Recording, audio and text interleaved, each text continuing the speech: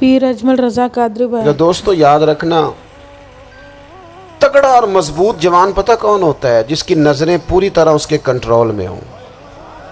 یہ علامت جوانی ہے۔ جس آدمی کا پوری طرح، دو لوگ دنیا میں کبھی کوئی کارنامہ سر انجام نہیں دے سکتے، ایک جو حرام کھاتا ہو، ایک جس کی نظر ناپاک ہو۔ محمد بن قاسم جب یہاں آئے تھے نا تو ایک دن بڑے پریشان تھے، تو ایک بزرگ کہنے لگے آپ کیوں پریشان ہیں؟ کہنے لگے راجہ دہر سے مقابلہ ہے اور ہماری فوج تو سندھ کے رستے بھی نہیں جانتی، زبان بھی نہیں جانتی، لڑیں گے کیسے؟ 2-4 دن کے بعد ان بزرگوں کی دوبارہ محمد بن قاسم سے ملاقات ہوئی تو بڑے خوش تھے۔ کہا اب آپ کیوں خوش ہیں؟ کہنے لگے وہ میرا مقابلہ نہیں کر سکتا، میں نے تحقیق کر لی ہے۔ کہا کیوں؟ کہنے لگے نظر کا گندہ ہے، اور جو نظر کے گندے ہوتے ہیں وہ میدانوں میں ٹھہرا نہیں کرتے۔ میدان کے لیے نکلنے کے لیے پاک جوانی کی ضرورت ہوتی، تطہیر مزاج ہونا ضروری ہوتا ہے، پاکیزہ افکار اور سچی اور سچی ستھری سوچوں کا ہونا ضروری ہوتا ہے۔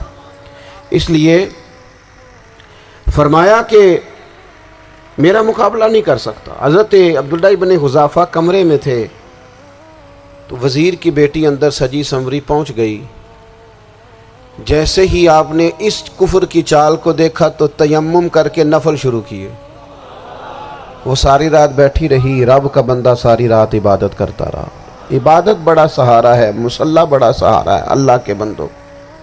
صبح دروازہ کھولا، وزیر نے اپنی بچی سے پوچھنا چاہتا تھا رزلٹ کیا نکلا، تو وہ کہنے لگی پیچھے ہٹ جا، اب تیرا میرا تعلق کوئی نہیں، میں نے نبی پاک کا کلمہ پڑھ لیا۔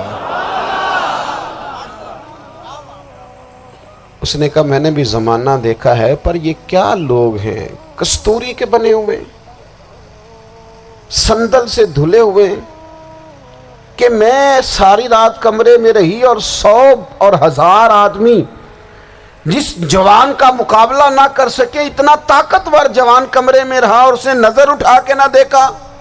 او کچا رنگے للاری والا جڑا چڑھدا تے لیندا رہندا ہے، اے عشق تیرے دا رنگ محمد چڑھیا پھر نہیں لیندا۔ میں کہا ایک دفعہ نظر اٹھا کے نہیں دیکھا، کمال ہو گئی۔ اتنے بڑے لوگ، اتنی بڑی سعادت مندی، فیروز بختی، معاملہ فہمی حد ہو گئی۔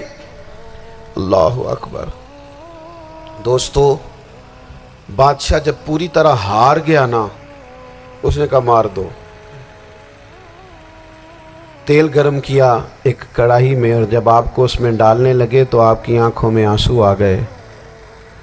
بادشاہ کا خیال ہوا شاید نرم ہو گئے ہیں، کہنے لگا روئے کیوں؟ فرمانے لگے سوچتا ہوں جان ہی ایک ہے، کتنا مزہ ہے اس کی راہ میں جان دینے کا، کتنی لذت ہے اس کے نام پر مرنے میں، کتنا لطف ہے۔ جے تو چڑھیا اتے دار بھی نہیں، تے جے تو وکیا عشق بازار بھی نہیں، تے ایڈا سستا سودا پیار بھی نہیں، تے ایڈا سستا لبدا یار بھی نہیں۔ کئی جنگل گانے پیندے نہیں، کئی دوزخ لنگنے پیندے نہیں، جے وہ اس ملوں بھی مل جاوے، ایدوں سستا ہور بپار بھی نہیں۔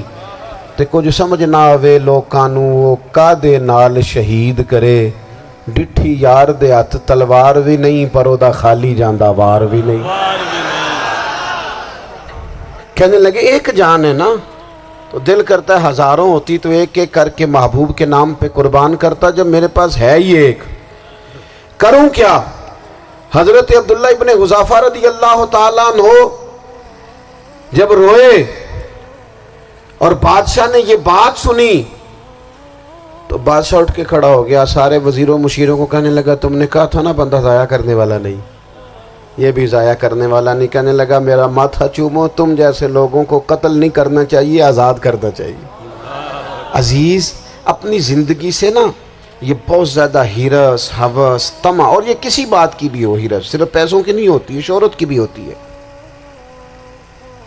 یہ بیماری انسان کو اقتدار کی بھی ہوتی ہے، تعریف کی بھی بیماری ہوتی ہے، یہ سارے نقص ہوتے ہیں لوگوں کو، اور معاذ اللہ بعض جبوں کبوں کے اندر بھی ہوتے ہیں، وہاں بھی پنپتے ہیں، اپنی زندگی جب تک اس سادگی میں نہیں لاؤ گے جو رسول پاک نے عطا فرمائی ہے.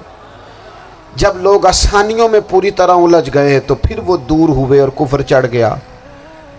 دوسری بات، اللہ کے محبوب صلی اللہ تعالی علیہ وسلم کی محبت ہم سے تقاضا کرتی ہے کہ ہم اس مشن کے لیے کام کریں جس مشن کے لیے رسول پاک نے کام فرمایا ہے. ہم سارے کام بڑے مضبوطی سے، سوچ سمجھ کے، تدبر سے، حکمت سے، تقاضوں کو مد نظر رکھتے ہوئے کرتے ہیں. سارے کام.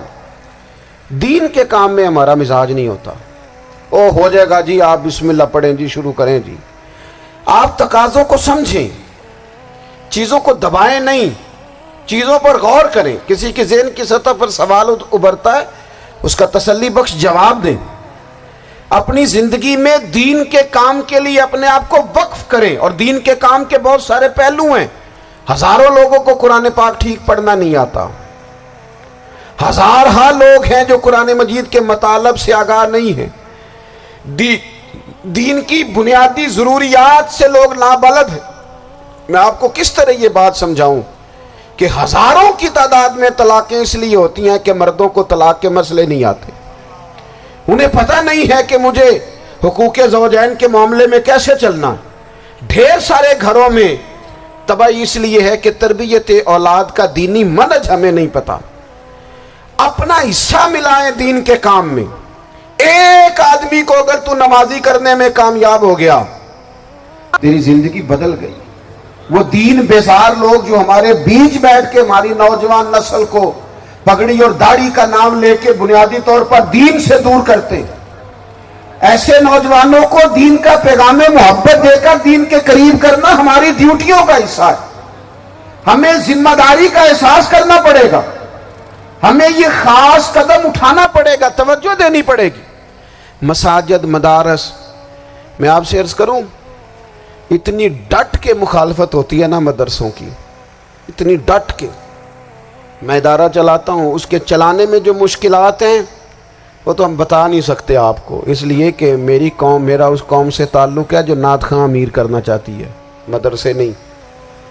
ہاں، نقیب خطیب پیدا کرنا چاہتی ہے، شعر و شاعری کی زندگی کو پروان چڑھانا چاہتی ہے. فقط ہمارا ان لوگوں سے تعلق ہے جو لاکھوں کروڑوں روپیہ محافل پہ لگائیں گے. اور قاری صاحب بیچارے اگر مسجد کا کوئی ہونے والا کام کسی وقت بتا دیں گے تو وہ بڑی مشکل آ جائے گی ان کے لیے. یہ کیسے ہو سکتا ہے، آپ نے یہ ڈیوٹی بتا دی. مدارس، اور جتنا اہم رول دین کو پھیلانے میں مدارس اسلامیہ کا ہے، اتنی زبردست